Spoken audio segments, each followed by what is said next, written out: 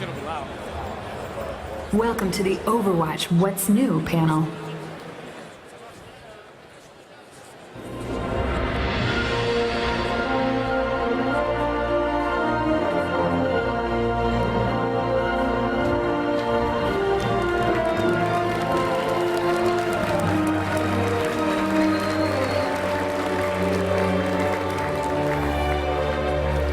How you guys doing? Love BlizzCon. I love you too. You guys gotten a chance to play yet? Yeah. All right. Because with me, I have two very special guests. I have Arnold Sang. He's the assistant art director on Overwatch. This is the guy who drew every single one of those heroes you saw in that lineup. Arnold Sang. Hey everybody, how's it going? And we have Jeff Goodman here, who is the lead hero designer. He was also, little trivia for you. Anybody here play World of Warcraft? This is the guy who made Onyxia, Cthulhu, Nefarian, the Lich King, every one of those You gotta like one of them. If you ever wondered if Onyxia's deep breath had changed, ask Jeff. Right. He was the guy. Put a little random thing and change it every time. All right, so we have a lot of stuff to cover with you guys. We're going to give you a quick update on how the beta is going. We're going to talk about the big console announcement. We're going to run through the new map, Hollywood, that we talked about today. And probably what everybody's the most excited about is to hear about the new heroes. So the beta, let's talk about that. So we pulled these stats as of Tuesday, which was a week of the beta running. We started October 27th. We didn't want to make the PowerPoint too close to the date of the panel here. So as of Tuesday, we had 82,000 matches played. So this was already, as of yesterday, over 130,000 or something like that. So the people in the beta are playing a ton. We're learning a ton from it. We're looking at our matchmaker, we're gauging our servers, and we're also seeing a lot of balance changes that we want to do in the future. And Jeff will talk a little bit about some of that stuff, maybe during the Q&A. So the average match length, did I scare you with the balance changes? It's perfectly balanced. We have an announcement. It didn't leak on Reddit. The game is perfectly balanced. That's right. I can leave that. We're done here. Everybody please tweet that right now. Okay, average match length. Who has a guess? Close. 4 minutes, 10 and a half. Average match length, 7 minutes and 34 seconds. Okay. There's your important statistic of the day to remember. Okay. Who do you think is the most played hero in Overwatch? Hey, Reaper, Tracer. Reaper. I'm hearing a lot of Reaper. Yeah, Reaper as well. You, unfortunately, are incorrect. It is Pharah. Yeah. So I think there's a lot of... perfectly balanced, so it's all right. Yeah. I think it's all the old school Tribes and Quake 3 players out there. Level rocket launcher. That's definitely my most played hero. He's awesome. Yeah, Pharah's pretty good. Okay. Who do you think you should have on your team if you want your team to have the best chance of winning? Bastion. I'm hearing Mercy and Bastion is what I'm hearing. Those are the two I hear. Okay, this one's a sleeper. Symmetra. Bam. Insanely powerful. And it's not because of the teleporter, it's those shields. Those shields are really, really good. She's very strong. Yeah, so we're learning a lot from the beta. We're gathering tons of data and statistics. We'll try to share more of that stuff with you guys as it progresses. But let's talk about console a little bit. That was a huge announcement. How many of you guys are Xbox One and PlayStation 4 players? All right. We're really excited to bring this game to consoles. We felt like with Reaper of Souls, we learned what enthusiasm there was behind playing Blizzard games on console. I mean, Blizzard games started on console after all. So it's going to be really great. We feel like we're going to speak to a large audience. I wanted to answer a few things about console for people. One, when we started to make Overwatch, a lot of people ask, like, oh, you decided to port the game to console at some point. That was never the case. When we started to develop Overwatch, it was our goal from day one to have this game playable on console. It was kind of a dream of ours. And in a weird way, designing the game so it felt great on a console controller almost put like this enforced design elegance on us. Like, you really thought about how many buttons are we going to add, and what is the control scheme going to be for this sort of thing. So we had a little funny snafu that happened in the beta. It was a little bit controversial, where people were wondering, why is there aim assist on the gamepad controller? And if you notice, we turned it off right away. We're like, oops, our bad. And it was really funny that nobody went, wait a second, this thing's probably coming to console. That's why it was there. The other thing about console that we think is going to be really amazing is we're going to do full integration with Xbox Live and PlayStation Network. You guys will be able to play this game in the comforts of your living room. And just to sort of preempt a question that I know is out there, console players and PC players are not going to play against one another. They're their own separate ecosystems. So, you know, PC players will only play with PC players, Xbox One players will only play against Xbox One players, and PlayStation 4 players will only play against PlayStation 4 players. So that's the way console's going to work.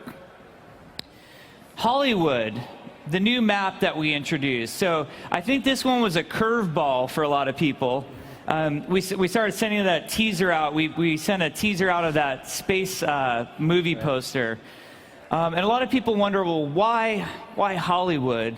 The truth is, we feel like there's a fantasy behind locations, whether you've been there or not, that really defines Overwatch. We want the real world to be the setting for our game, but we want it to be the Blizzardized version of the real world. So what that pretty much means is our version of Hollywood is one in which you won't get shanked. No, I'm just... so, that's only funny for people from California. Right. From everybody else in the world, they're like, yeah, Hollywood looks beautiful, it's gorgeous. But there's a real fantasy behind sort of going through Hollywood, and I think a lot of us harken back to Hollywood of yesteryear and how cool it was. So the map starts off, you're on the streets of Hollywood, Hollywood Boulevard. There's a lot of fun stars to look at on the ground. Then you make your way to Goldshire Studios. It was the one studio name that we were able to find where we weren't going to get sued for using it. So, or argue about or at least forever. maybe the WoW team is going to sue us for it. But so you go to Goldshire Studios. Obviously, you've got somewhat of a choke point here. We've found players in the beta evolving. Like early on, there's a lot of feedback. Like, chokes are impossible. I don't know why you have them.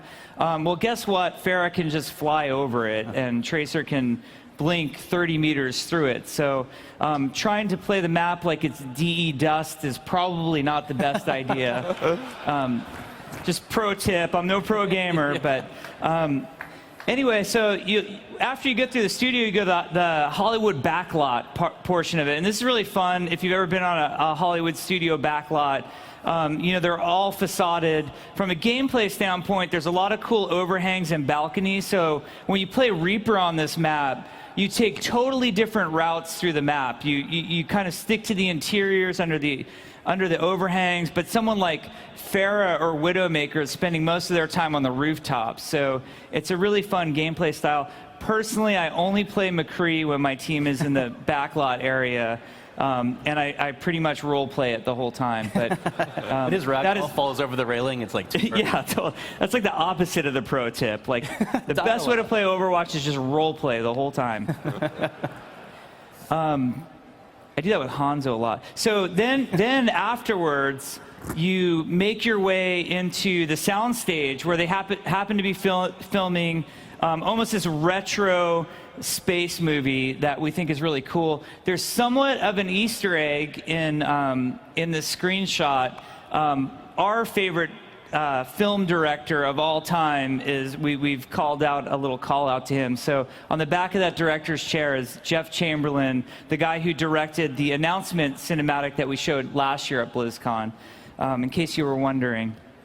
And then finally, you make your way, the final point, what you're doing in this map is you're escorting a payload, and that payload is a famous Omnic director who has a heavy price on his head, because Omnic human relations are very strained in the world of Overwatch. And this director's name is Halfred Glitchbot. For a while, we explored using names like Robot Downey Jr. and then there was Robot De Niro. We really weren't creative. Yeah, Robot Redford and all of that. So, in our efforts to stay legally cool with everybody, right? We have Halfred Glitchbot, and you get him to the end here, and it's a lot of fun. The trailer's got another Easter egg on it. It's Tyrael is the brand there. You also see cameras in the map that are Kilrog brand. So we thought Hollywood was a really fun map. We hope you guys have as much fun with it as we do. We want there to be a big variance in Overwatch locations. So you have very serious locations like Watchpoint Gibraltar, but then some fun locations, lighthearted, like the arcade in Hanamura, where you can smash arcade machines while you wait for the match to start, or Hollywood itself. But what you're probably the most excited to hear about is the 3 new heroes. So there's nobody better to talk about these than the 2 gentlemen on my left. Arnold, Jeff, why don't you walk us through them? Thanks, Jeff. So the first hero we want to talk about is Mei. Now, if you guys remember from the opening, the cinematic of Overwatch last year, Overwatch is about soldiers, scientists, adventurers, oddities. Now, we have a lot of soldiers in Overwatch. We even have a guy called Soldier 76. We got, Cowboy McCree. We got all these badass heroes. We needed more scientists and adventurers. That's where Mei comes in. She'd probably fit right in with the League of Explorers.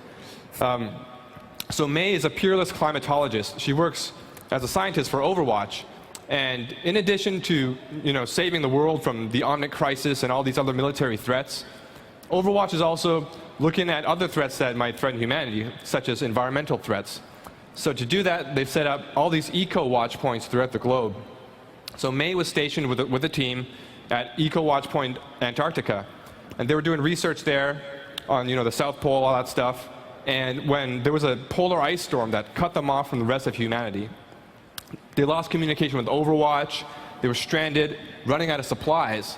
So what Mei did, being the brilliant scientist that she is, she took all their equipment and rigged up this cryostasis chamber and put everybody in cryostasis to wait for rescue. The thing is, nobody came to rescue them. Years passed. Overwatch was disbanded. The Omnic crisis was over, and the world changed around her. And one day, Mei was eventually discovered, but she realized that her crew, she was the only survivor. And the world had changed around her. All the eco-watch points have been shut down. And now she basically travels the world, going to all of these eco-watch points, trying to turn them back on, trying to collect the data, and try to fight all the different threats that might threaten our planet. So a little bit about how we came to this design. One of the things we always wanted to do with Overwatch was introduce the mechanic of ice and freezing people. We thought that was so cool. Just freezing people, making them slow down, making ice walls, and she does all of that stuff. Shoots icicles at you. I mean, Jeff will talk more about that later. So to do that, we really wanted a silhouette that captured somebody that plays with ice and is from somewhere really cold.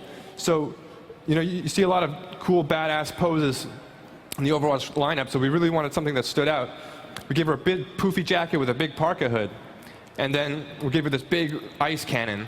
But then we realized, looking back, she looked a lot like another hero in the lineup, Zarya. She also had a big 2-handed white-colored cannon, big poofy pants and boots. So we went back to the drawing board. We explored a little bit, and did a couple sketches. And we did a sketch where she was just kind of casually hanging out, and we gave her glasses just for fun. And the team really loved it. We really resonated with the team, and we really felt it was a really adorable way to portray this brilliant scientist out to save the world. So we rolled with that, and that evolved our design to what you see in the final concept here. And she also has you can kind of see it over her shoulder there. She's got a little drone called Snowball, which follows her around in her adventures. I mean, she basically travels alone to all these eco-watch points, gets pretty lonely, so her little buddy kind of just travels with her, and he's also like this weather manipulation bot. But all that gameplay stuff, Jeff's going to get into it. He's way more suitable to talk about that stuff, so I'll let Jeff take it from here. Sure. Yeah, so let's talk about May's gameplay. She was super interesting to make. As Arden said, we kind of came at her from this perspective of we're looking at our whole roster, and you have characters like Widowmaker. She's like this ruthless assassin, and we have Soldier 76, a hardened soldier, and like we don't really have anybody who's sort of like almost in a way doesn't belong, but she's there, and she's like, I'm here. It was an interesting challenge to incorporate that into the gameplay as well. And it actually opened up a lot of opportunities for us because she plays very different than a lot of pretty much every other hero we have so far, and that she's actually really hard to kill. She doesn't dish out a ton of damage, but she really assists and sets up her team for like these amazing team moves. And so getting right into it right here. Her gun is called the Endothermic Blaster. It's like that one-handed gun she has right there. It sprays this sort of freezing liquid. It's kind of on the canister on her back. It comes from there. It doesn't do a lot of damage, but if you can hold it on people for long enough, they get like progressively slower and slower, and then they eventually just freeze, and then they're stunned for a little while. And again, she doesn't do that much damage, but that freeze effect is amazing to set up your team, or if they're low or something, you can finish them pretty easily. It also has an alternate fire. If you press the alternate fire, she like freezes a little icicle inside the gun and shoots that off like a shard of ice. It's really accurate. It's a little hard to aim because you have to like set it up. You click it and it does a little bit of delay before it fires, but people are getting really good at it already, I could tell. Her first ability is Ice Wall, which you guys hopefully saw on the opening ceremony trailer. It's amazing. It's super fun to play with. It literally creates a wall. It's like part of the level almost. I mean, it blocks line of sight and projectiles and movement collision. It's everything. It's just, people can climb on it. Hanzo and Lucio can like skate along it. It's just really fun. It also is kind of flat on the top, so you can build it under yourself or under teammates and lift them up, which is like sounds like kind of a neat trick, maybe not useful, but we found like just getting a Bastion to a spot where he can't normally get to is like super surprised to the enemy team. Like, how did he get up there? What is that? So it just opens up a whole lot of opportunities for a team. It's really fun.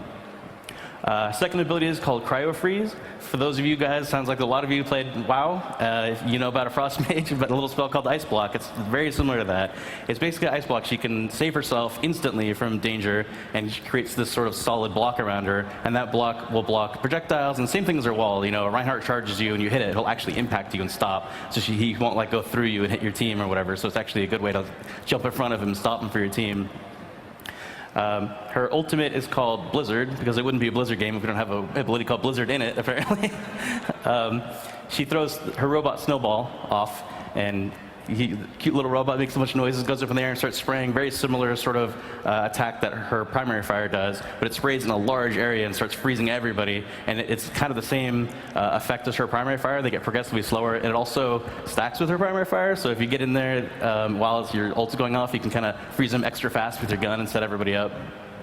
It's an amazing team play move. The stun lasts quite a while if you can get everyone in there, and then you can have any of your team go in there and clean up. We have a bunch of videos that we've made to show off a lot of the gameplay for all of our heroes, so no better way to show it than show these videos. I'll show it here.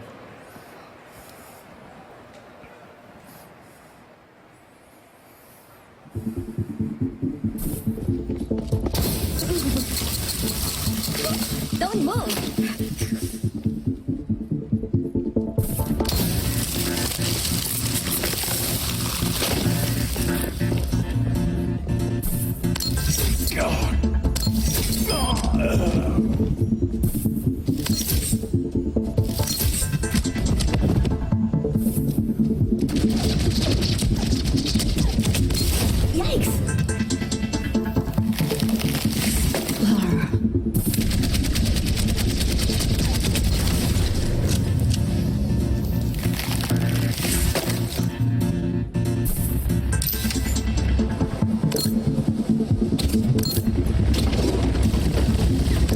Going up!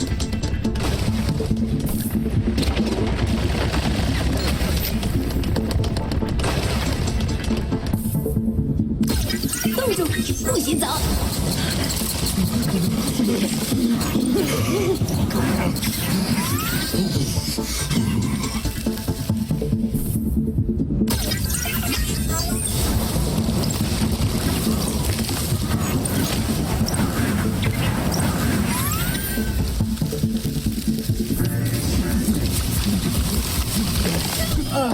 You were asking for it.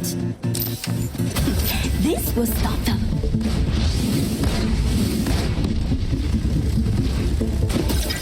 动作，不洗澡。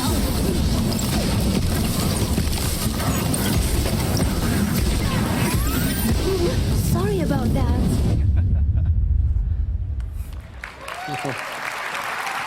At least she's sorry. I know. She apologized. So that was May, and again, you can see these videos on YouTube, and they're running at the Overwatch booth as well. So the second hero we like to talk about is D.Va. So D.Va is an ex-pro gamer who now pilots this awesome mech in defense of her homeland. So with the Omnic crisis, there was a lot of different manifestations around the world. You know, in Russia, they got attacked by all these Bastion units and spider tanks. But over on the Pacific side of things, it manifested in a different way. There was, out in the South China Sea, under the water, there was this Omnium, this factory where they create Omnics. But instead of creating a horde of Omnics, there was a giant Omnic that came out and attacked the Korean peninsula. So what the Korean army did was they formed a group called MECA, which stands for Mobile Exo Squad of the Korean Army. And what they did was they had all these drones that defended the city against this giant Omnic. But this Omnic would go back into the ocean and come back every now and then, evolved and learning from what he encountered last time. So he would upgrade himself and eventually disrupted the transmission of the drones and turned them against the Korean army. So what they did was they developed these piloted mechs. And these things, they're like lightweight and they're really agile, so they can maneuver around, you know, the skyscrapers of the cities while defending against this giant Omnic. And because they have pilots, they're able to withstand any jamming from the Omnic technology. And who better for the pilots than to go to the country's most top elite gamers like D.Va herself. So D.Va is a pro gamer. She's, you know, multiple-time world champion at StarCraft, all different kind of games. Everything that she plays, she's basically a pro. StarCraft 6. StarCraft 6. That's right. So she plays to win. She gets in the mech, and it's basically like a game to her. She's just, you know, really competitive, and she's out there to take out all the Omnics. So one of the things when we first started developing Overwatch, and we have hero ideation meetings, and one of the types of heroes we always talked about was, oh, it'd be cool to have a hero that jumps in a mech and comes back out. And, you know, just having a mech hero in the game is something that everybody really wanted to do. So we did a lot of sketches, and the first one that really spoke to the team was this little girl in a little pink mech. We thought it was really cute, but then once we started visualizing her in the game, it felt a little weird for the little girl to be running around the battlefield. So we evolved it a little bit. We went back, we iterated, and as you can see in number 2, somebody had hooked this awesome idea of what if she's a pro gamer, and what if she like kind of streams while she's in the battlefield taking down Omnics. And that was such an awesome idea. So we iterated the design, made it a little bit chunkier, put all these sponsor logos on it, and we thought we really had something cool. So we kind of distilled it. We made the mech even more big and chunky. As you can see in number 3, we really wanted you to have that feeling of piloting this super heavy mech, these big cannons. And then one day, after this design went, everybody was super happy with it, liked the feeling of it. Jeff comes to my desk and he's like, you know that super huge heavy mech that we designed? That everyone's happy with? That everybody's happy with? We want to make her fly. Right. So I was like, okay, this isn't really, like, she looks so heavy and so grounded that it felt kind of weird just putting rocket boosters on her. So we went back to the drawing board. As you can see, number 4, there's another iteration. She started getting really, really big. And one of the interesting challenges of designing her was, like, it's almost like you take one of the biggest heroes in our game, like Reinhardt or Roadhog, and you put, like, Tracer inside them. And how can we have that fit and still work within the scale of the game? So that was a really interesting challenge. But we ended up with number 5, you can see on the right there, the final design, which I think is really cool. We added her little cockpit bubble, which is actually has gameplay implications, like it's her crit spot. It's like getting a headshot. But anyway, I think Jeff's going to go over some more of her abilities. Absolutely. So as Arn said, this is a character we've been wanting to make for a long time, and we iterated on it for a while. The big thing was we wanted a character who isn't just like a big mech and she's in it and then that's it, she dies and she just flies away or something, or maybe she dies. We really wanted to create this character that can exist both in the mech and out of the mech, which was a pretty tricky design, but it was pretty fun to work on. So that is actually her passive. It's not technically listed here, but she kind of has this passive ability when she's inside the mech. If the mech ever takes critical damage, essentially if it dies, instead of you dying, you actually eject out the back and you're like a different hero, essentially. You get to play as the pilot. The pilot doesn't have any abilities, it has her a light gun that she can shoot and try to build up her mech back again. But the majority of your time you're spending in the mech itself, and the mech's weapon are called fusion cannons. It's kind of the guns you can see right under cockpit there. They're super rapid fire, essentially kind of shotgun. They fire like a blast, a cone attack. They fire really fast, and they do a ton of damage. The big downside to them is they slow you significantly while you're firing them. So if you sort of jump in there and you start shooting people, and everyone sort of scatters, and it's kind of hard to chase them down. But as a tank, if she's a tank role, it's sort of your job to create that space. You get in there and you carve out a space for your team, or you push people back so your team can get in. Her first ability is called boosters, as Arn mentioned. That was the ability we came up with to work well with her cannons. So yes, the boosters on a very low cooldown. They allow her to fly in a similar way, almost like Reinhardt can charge. It's like she charges, but you can actually aim quite a bit. You can turn freely, and also you can just fly up in the air. So you can fly completely freely, but you are forced forward. But it allows you to like get in close and start unloading your guns and kind of making everyone run away from you. And the cooldown's short enough where then you can just chase after them, and then like you just keep pushing people away. She's great at creating that space. She also has an ability called Defense Matrix, which is super great team play move. It also protects her significantly. She basically projects this sort of area, really large area in front of her. You can kind of see it in the picture there. And any enemy projectiles that enter that area, she immediately shoots out of the sky. And there's no like limit on it or whatever. It's really amazing when you see like a Pharah jump up there and ult, and she's shooting all her tiny little rockets down, and you're just like, nope, and it's just like shoot them out of the sky. It's amazing. It works on ultimates and everything. It's really insane. You can also use it to like cover allies, which is super fun. Like if you have a Reaper who's running there and Death Blossom, you can just put it right on him, and you know that you're going to shoot everything down that's trying to take care of him. So it's really amazing for that. Her ultimate's called Self-Destruct.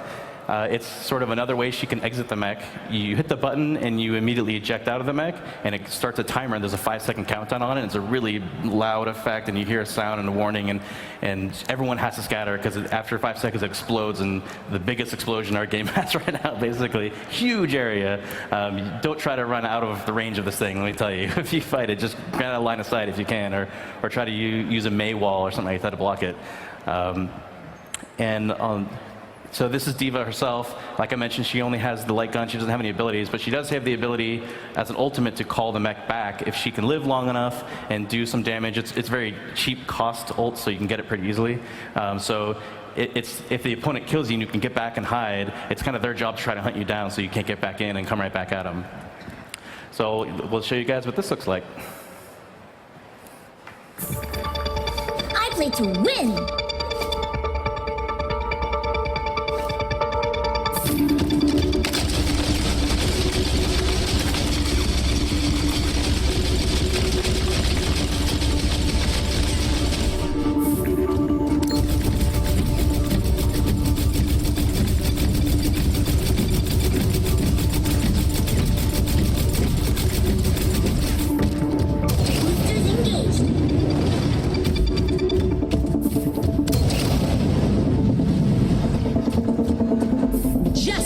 Rains from above! Defense matrix activated!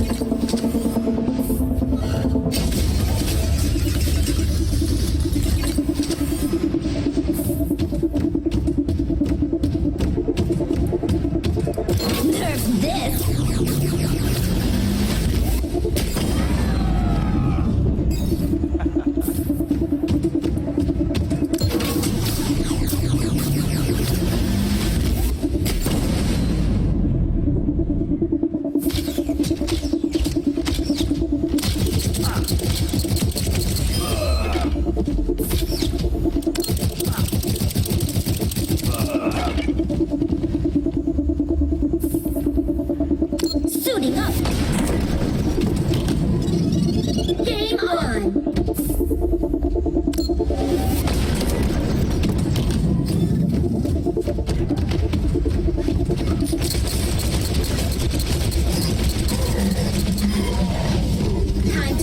by 8 p.m.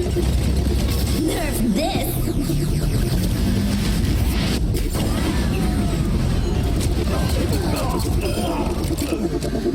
Suiting up!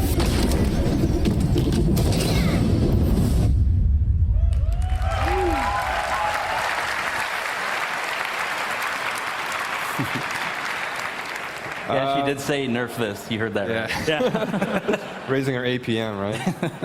we're gonna regret that one. That's true. I'm going to regret that one. So that's it, right? That's all the heroes? Yeah. Oh, yeah. I think, was there one more? I don't remember. Oh, yeah. All right. So everybody's favorite robot ninja, Genji. We're super excited, and it was really interesting to see everybody's kind of speculation after we kind of showed Genji on the poster last year about all his abilities and stuff like that. So we're going to shed some light on that today. So Genji, as you guys saw in the gameplay trailer from the opening ceremony, is Hanzo's brother. So Hanzo and Genji are both from the Shimada clan, which is basically this ancient ninja clan who is now in the modern day more like a Yakuza gang. They run guns and drugs and all that stuff. And Hanzo was in line to become the successor to leader. Their father is a leader of the Shimada clan, and Genji was a younger brother.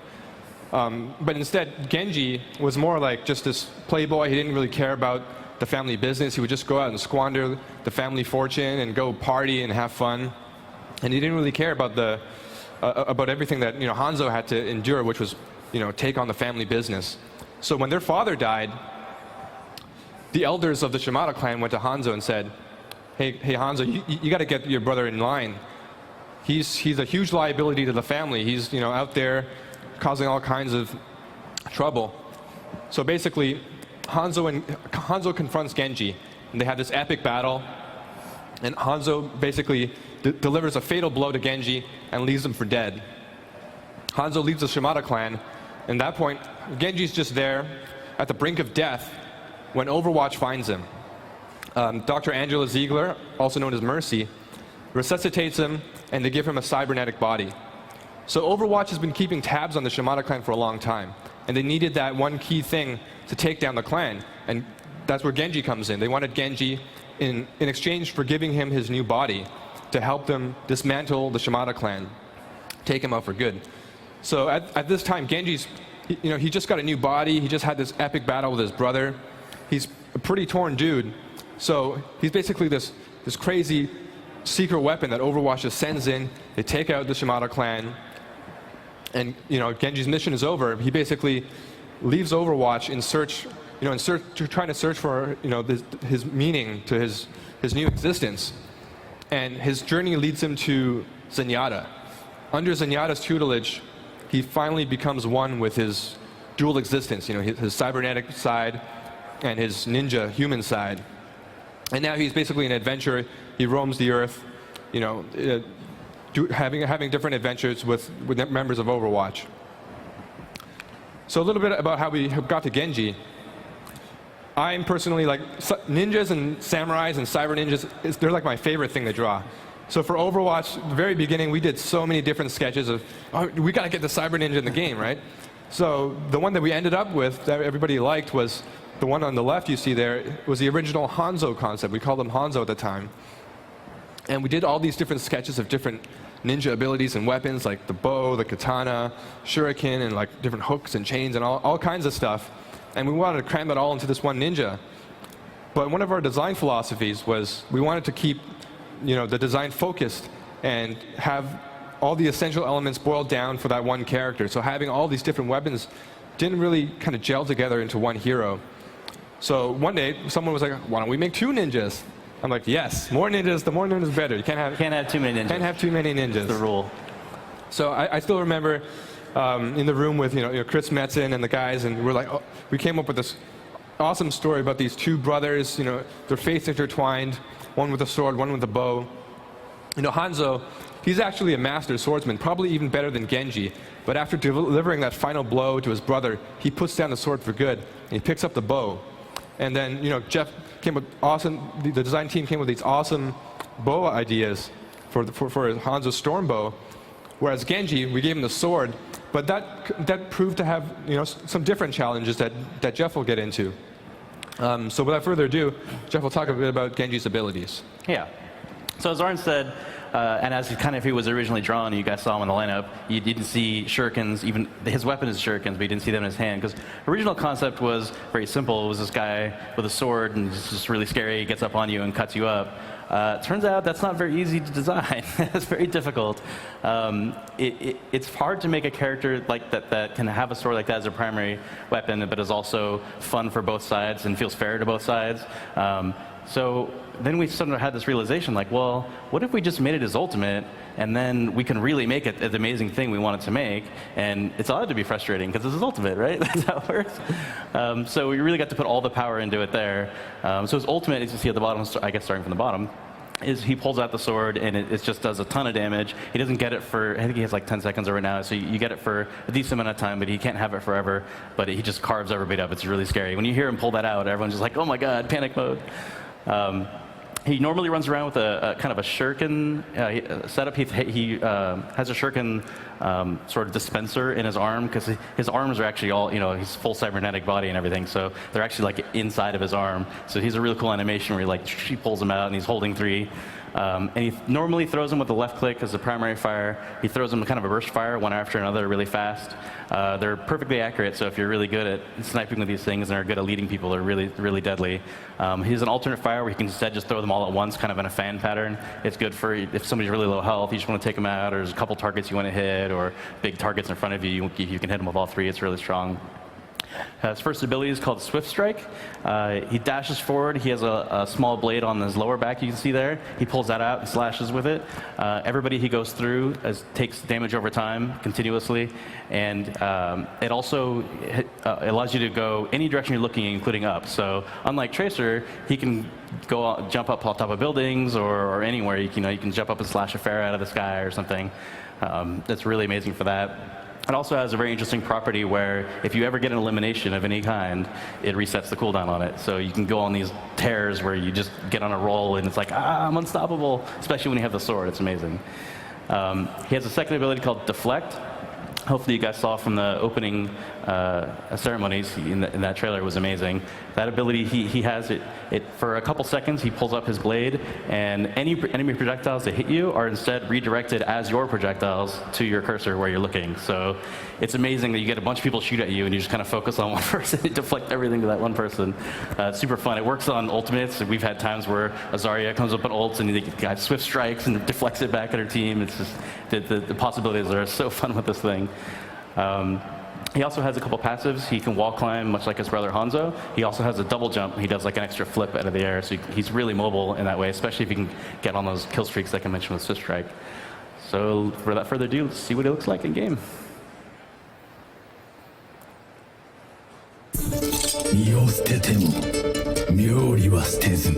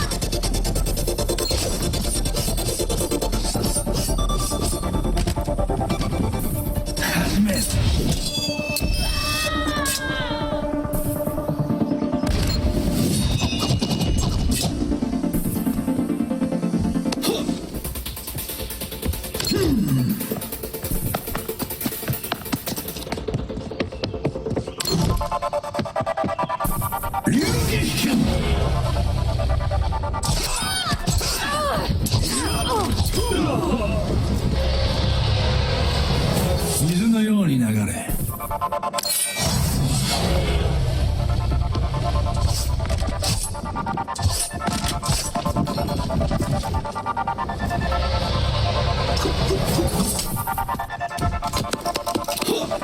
上等だ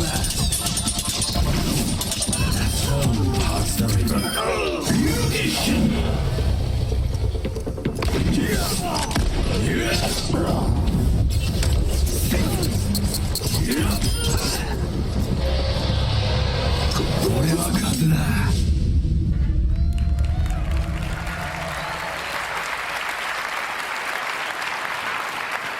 If you guys get a chance to play, let me tell you, if you have a Widowmaker sniping on the enemy team, you get deflect snipe shot right back to her head. It's the most satisfying thing you can do in the game. Feels so good. So good. Farrah Rocket Barrage is up there. Poor Farrah, she always gets picked on with a rocket barrage. I also like when the enemy team has a Bastion.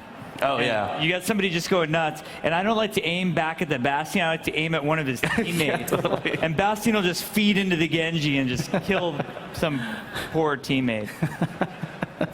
Stop shooting. That's all you have to do. You guys like the new heroes? Awesome. We had a ton of fun making them. I really hope that everybody here gets a chance to play them. We'd love feedback on them as well. So anytime you see everybody working the Overwatch booth as a Blizzard employee, give them your thoughts. These are brand new heroes. We need feedback on them. They really changed the way the game is played. We're excited to see the game evolve a little bit. Like D.Va, for example, and Genji are both tremendous counters to Widowmaker. So if you're concerned, like, oh, sniping is really strong in the game right now, D.Va with her defense barrier ability and her ability to just boost up, You can use both at the same time. So you just fly right at her with that up, and she's like, okay, I don't know. Can't you actually, like, push people too? Worst case, just send up the thing and blow it up with the ult. Right. Take that Widowmaker out. But we'd love to hear what you guys have to say about these. Before we get into Q&A, and we want to leave as much time as possible for Q&A, there is a panel tomorrow called The World of Overwatch. No, we're not announcing an MMO. Maybe we should have named that something else. No, that's what we didn't name the panel. It's called The World of Overwatch. It's going to feature Chris Metzen, Michael Chu, and Bill Petras. And there's a lot of awesome stuff. So if you guys care about story and lore, tomorrow morning, I think it's at 11:30 a.m. right here on this stage, that is the panel for you. There's also going to be some really cool announcements and never before seen stuff. So I highly recommend, if you're a story person, coming to that panel tomorrow. Now, we're happy to take questions. We'll answer as many as we can in the time we have remaining. We'd love to hear your guys' thoughts. You're all supposed to just shout them out at the same time. No. I think there's a microphone over there. Okay. What's your first? More Genji? Beta keys. Oh. I thought you said manatees. I'm like, and then instantly my mind is racing. Like, I think Arn could come up with a manatee character. That's right. Oddities. Oddities. We have a Winston. He's from the moon. Right. Manator, his friend. All right, are we ready with questions? Okay. Hi, I am happy you guys announced the console versions of the game, but there's no Mac version announced right now. I wanted to know if you were going to make one, and if you're not, why not? It's a great question. As you know, Blizzard has supported Macs in the past, and we've always had a rich history of that. Currently, with the technology behind Macs and the way Overwatch runs, it's just too challenging for us at this point to support it. And our focus right now is entirely on PC, Xbox One, and PlayStation 4. Hey guys, thanks for making the game, first of all. Quick question. Have you thought about adding different modes into the game where you could lock it down so you couldn't switch a character, or maybe 3 or 4 times, or not at all, different modes? I mean, we're experimenting with new modes all the time, and we have a bunch of internal stuff we play with. Some is very hit or miss. With our hero lineup, it can be pretty tricky to do new modes. I mean, we've tried a lot of classic modes. You guys have probably seen a lot of other games like Capture the Flag, but it's been, that one in particular, and as example, has been really tricky because, like, was Tracer allowed to carry the flag? That seems kind of insane. Like, can she blink? Maybe she can't blink, but then that seems weird. Like, so it's stuff like that. I mean, so we're looking at other modes possibly in the future. I mean, we plan on supporting the game as long as people are playing it, so we'll definitely have more surprises down the line. Thanks. Hello. My question is, because the game is made for consoles and controllers, are you going to have a company make a controller that works for PC? Yeah.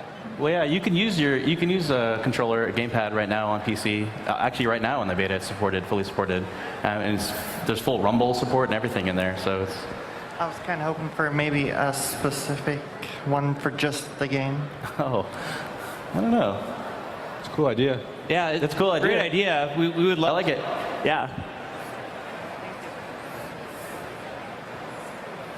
I'd buy one.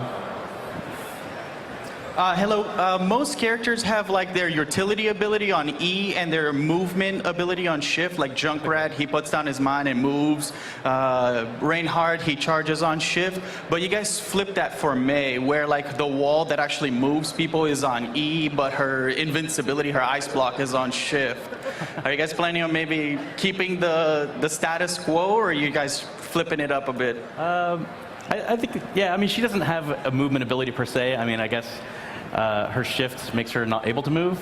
Maybe that's a movement ability. I guess in the same way that Bastion's shift is his movement ability in that he kind of locks himself down. So that's kind of where the parallel was drawn, I think.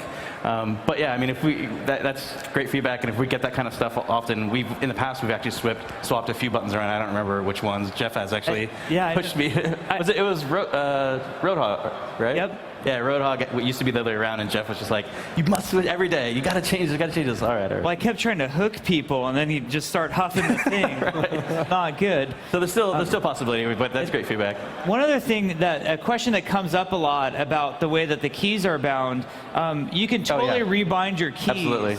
And then a feature that we want to add that has been requested a ton is eventually, I don't know exactly when we're going to get to it, but eventually we're going to add a per hero key binding. Yeah. So you can switch your keys around. Like if you just want, Tracer's shift to be her E, you could just switch it for Tracer's. We also want to add per hero options to that as well. So you can have, because I know a lot of people have trouble playing Widow because they're used to toggle zoom instead of hold zoom. So we'll have that kind of option as well. Hi, I've been playing the game at home, and for all the people who are watching at home, what you announced earlier today about buying the game and getting the heroes, I just wanted to confirm is that if you buy the retail release, do you get all the heroes now and forthcoming, or do you have to buy all the heroes after the 21 that you get? Well, right now there are only 21 heroes in Overwatch, and you get them all. And that's all we're focused on right now. We're really focused on the remaining content and features that we want to add for our spring launch. And at this time, we feel like the 21 heroes is really robust. The game plays really well. It's sort of a future decision for us of whether or not Overwatch supports more heroes, and if so, in what way, shape, or form will those be introduced to the players? We want to see the game, not only in beta, but in launch, be healthy and not be overwhelming to people first before we even cross that bridge of what new heroes are coming down the line. Yeah, hi. Just a follow-up to that question. I love the design of the characters. Almost every character feels unique. Every situation is different. You can switch between them. What goes into that design? Do you guys look to put in characters that can bring a new element to the genre or the games? So what is the initial design behind that? Well, from a design perspective, absolutely. We're trying to create new design space and design opportunities for the gameplay side as well. But I mean, the concept guys are half the time they're just drawing awesome stuff, and we're just looking at it like, that's amazing. We got to put that in somewhere. Yeah, I mean, the ideas really come from anywhere. Sometimes these guys have a cool idea. Sometimes we have a cool idea. So whatever is popular and whatever the team is really loving is what we kind of push up to the surface. Plus ninjas. And more ninjas. 3 ninjas? Oh. Could it be done? They said it couldn't be done. Sort of a follow-up question to that one. Were there any elements, either aesthetically or gameplay-wise, that you guys played around with but weren't really able to make work? Oh, man. Absolutely. I mean, that's kind of almost the mantra of our studio. I mean, we're all about iteration. We try so many things. I mean, you guys have already seen, last year we announced, and Bastion had one ult, and even now he's got a different ult, and that was just one thing that you guys have seen. But what you didn't see is in between those two, he had like 5 other ults that we tried. He was throwing grenades up in there one time. He was literally flying around at one point. It was shooting insane. walls. Yeah. Walls. He was a little crazy, but all kinds of crazy stuff. Genji's katana too. Having the katana on primary was fascinating because we would do a play test and he would just murder everybody with it. Genji's like, this feels great, I love it. Yeah, and only the person who played Genji was like, it's the best thing ever, and everybody else would complain. So we would retune it, and then I remember having it tuned to these points where it was like, you're hacking on people, and it's like a couple seconds later, you're like, I think Genji needs a break and stretch a little bit, and then he's gonna hack on people before they die. So that was another one where we just had to scrap it. Yeah, at one point I think he even like hung onto the wall and stuff, and then you see these Genjis just hanging out up there, and then they kind of drop on you and start slashing at you, shoot them in the face. That was fun. Hello, my name is Belf Druid for the win on Twitter, and I was wondering how modder friendly will this game be? Like, say, if I want to make custom skins, custom gameplay, custom maps, would I be allowed to do that, or is it just you play like this? So Blizzard's studio philosophy, I think if you look back in the history of Blizzard, we support modding wholeheartedly. We're very big believers in it. World of Warcraft had its customizable user interface, and we saw some incredible creations come from that.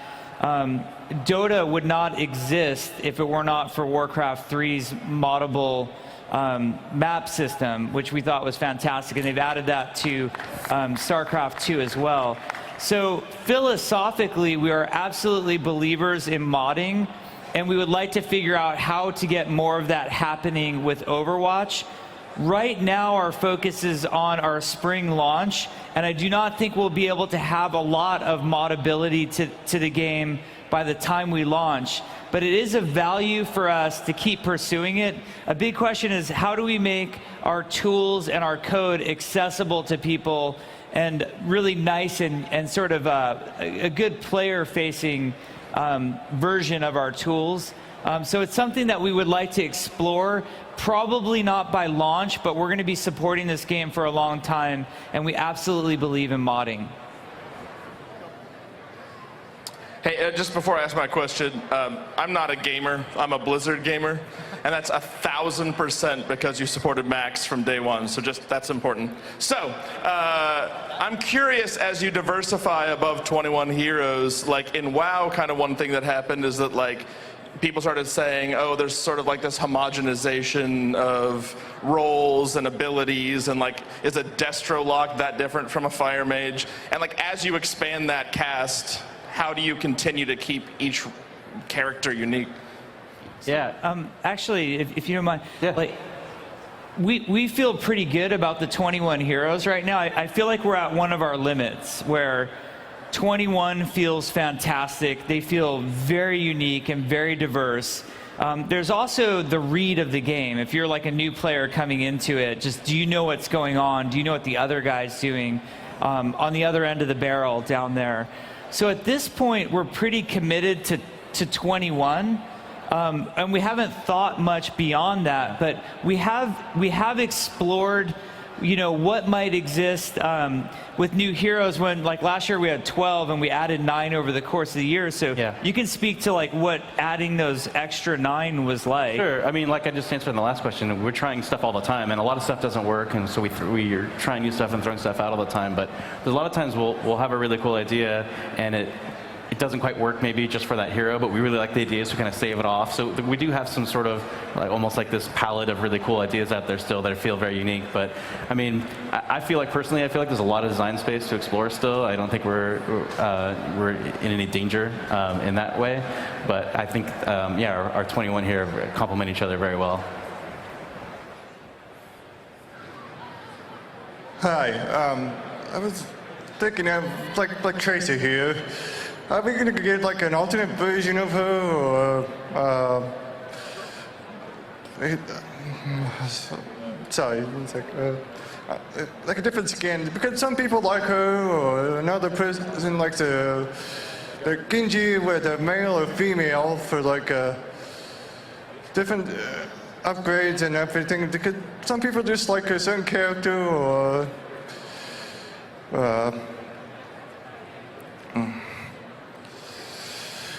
well, sorry, it's kind of had the thought that I lost it. But that's kind of the theme when I'm going to be able to see different versions of them, like the existing heroes. Like, for like a male, and that. Yeah. Oh, okay. So right now, as we announced the Origins edition of the game, it's the first skins that we've announced. So we are excited to see different versions of the characters. We haven't thought about changing the genders of the characters necessarily. Like, if you look at the Tracer skin, for example, that we did, it's Slipstream Tracer, which is a story about how she originally went through that accident that turned her into this time-warping adventurer. So out the gate, I think we want as many of our skins as possible to sort of support the lore and the backstory. So we haven't gotten into switching alternate versions or genders of the characters at this point. Yeah, I think we'll leave the gender bending to the cosplayers. There's a male Zarya walking around somewhere. I don't know if you guys saw that. It was pretty amazing. Yeah, that was awesome. So I was wondering, when will the new characters be released for the beta? Well, I think that all has to do with how much time the development team spends at the Hilton bar later tonight. So, I mean, most likely sometime next week, probably.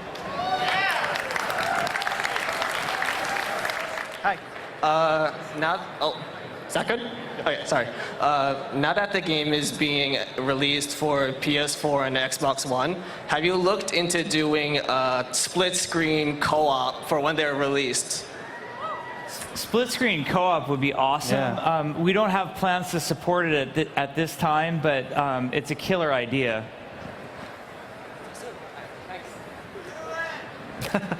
You spoke earlier about rebinding keys and other customization options that you were going to add, like character-specific things.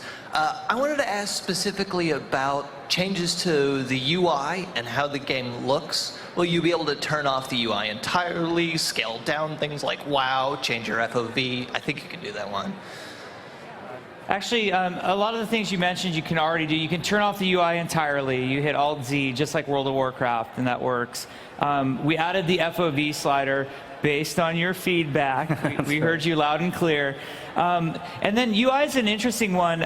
We don't plan to have a fully customizable UI like World of Warcraft, but we have an amazing UI designer by the name of Jeremy Craig.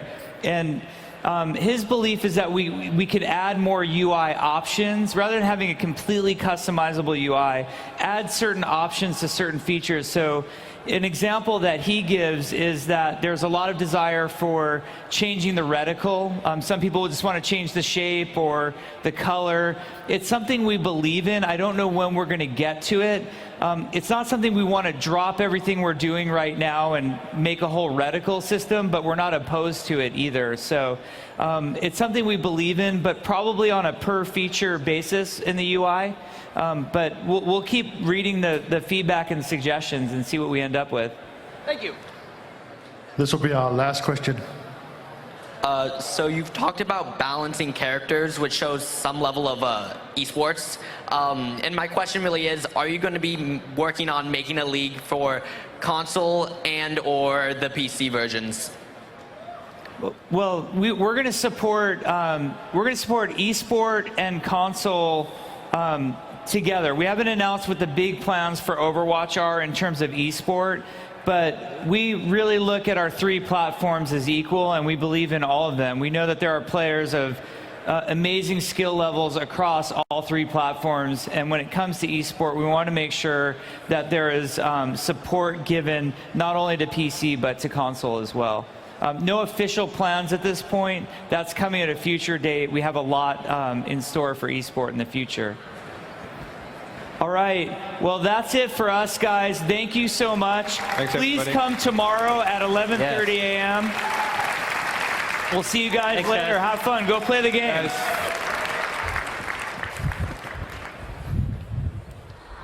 Thank you for attending the Overwatch What's New panel. Up next, contests.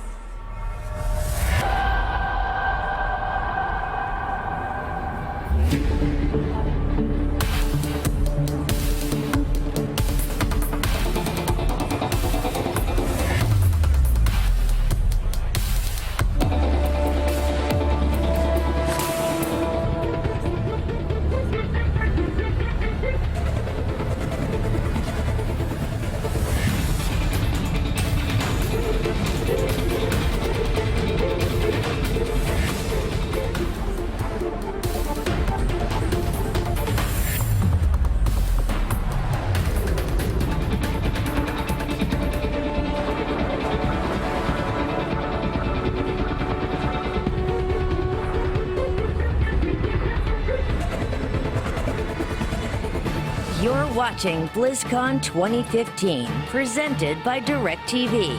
Stay tuned for the Talent and Costume Contests, hosted by Will Wheaton.